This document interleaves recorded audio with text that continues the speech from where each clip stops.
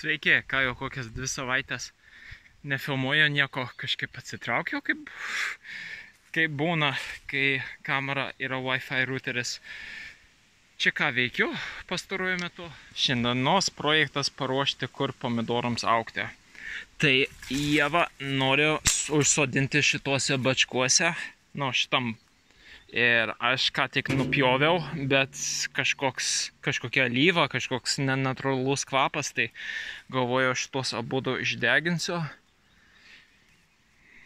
Tai va, kaip pusrimčiai dega. Šitas beveik baigia. Šitas ką tik dar varo. Ir paleisiu, kad atsivėsintų, išdegintų visus šūdus.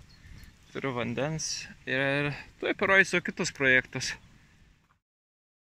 Labai greitai čia yra kompostų krūva, kur praeitą metą, kai atvežė, kalnas buvo čia iki, nebuvo galima praeiti. Tai tik liko šitas mažas kampelis, šitas sietis labai padeda. Pirkom 10 kubų malkų, tai teko tenai sukurti tą ten vokiškas ar norvegiškas stiliaus konkorėžės. Sutvarkėm šiltnamį sąlyginai, kemperį ištuštinom viską, čia atnešėm stiklainiai, keletą karučių malkų. Čia nieko neauginsim, tai lentynas pastačiau iš medienos likučių. Ieva dabar sodina, čia atrodo, kad mūsų inokuliuoti grybai auga čia netyčia. Ir čia gėlės pasodintos, čia kas liko nuo praeitų metų, kai kurie tie didesni. Žirniai čia auga kartu su naujai pasėtais svogūnais. Toliau auga vaismedžiai, kai kurie jau žydė, nuo vyšnios žydė. O čia dar, čia obelis didelė auga į viršų. O čia truputį update'as, kas toliau čia vyksta. Pamulčiuoju šiais metais darau tokį chop and drop metodą daugiau, tai pavyzdžiui liepos, klevai, beržiai, mažiau ąžuolų, nes jie toninų turi, bet jos apmetu aplink vaismedžius, kad čia supūtų.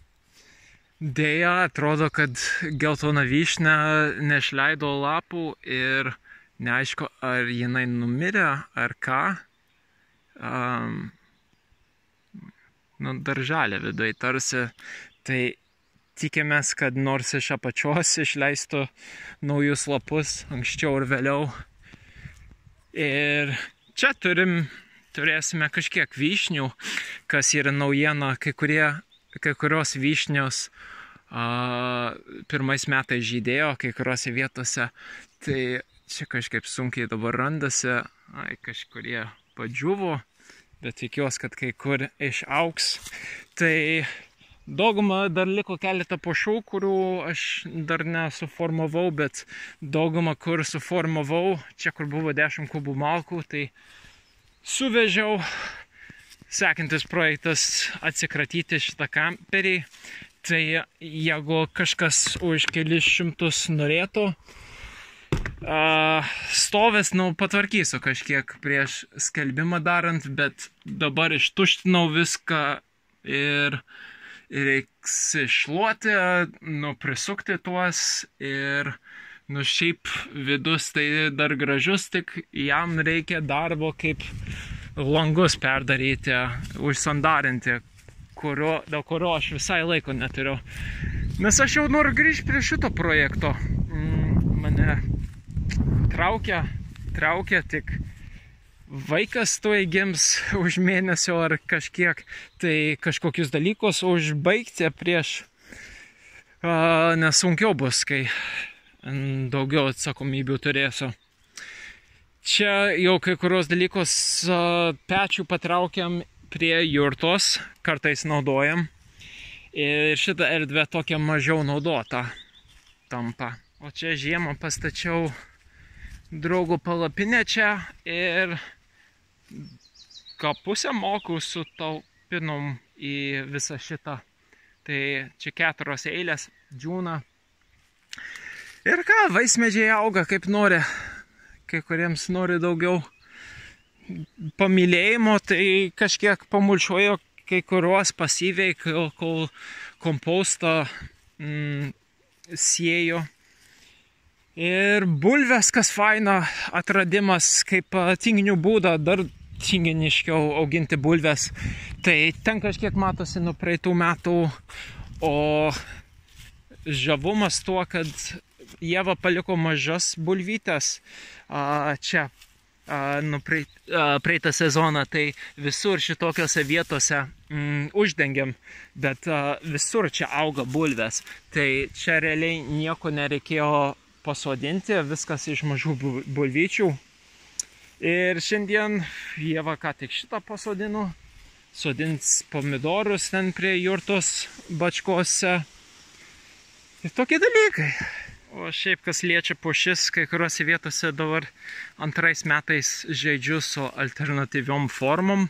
Tai pavyzdžiui, šitą medį praeitą metą aš paėmiau viršūnę, kur buvo centrinis, įsivaizduok, jeigu čia centrinis, išėmiau tą centrinį visiškai ir leidau, kad išaugtų. Tai taip, pavyzdžiui, šičia padariau, šiandien centrinį, kai kuriuos galvoju įdomu būtų pabandyti apjungti šios 3 medžius per jų sekančių metų ūglius. O kitose vietose tai, pavyzdžiui, šičia įdomu, kaip bus, jeigu paliksiu vieną pagrindinį, jeigu auks į viršų, galvoju, už 10 metų čia turėtų būti tokia dauba labai įdomi. Ir daug kur kitur tiesiog bumbulos formuoja. Čia prie jurtos dar kūrybiškai žaidžiu. Tai va. Baziliką pasodinai. Šalia 2 pomidorus. O čia, kur atsirado blynų dirbtuvės. Tai gal kažkas daugiau čia atsiras, bet dabar dėmesys visur kitur.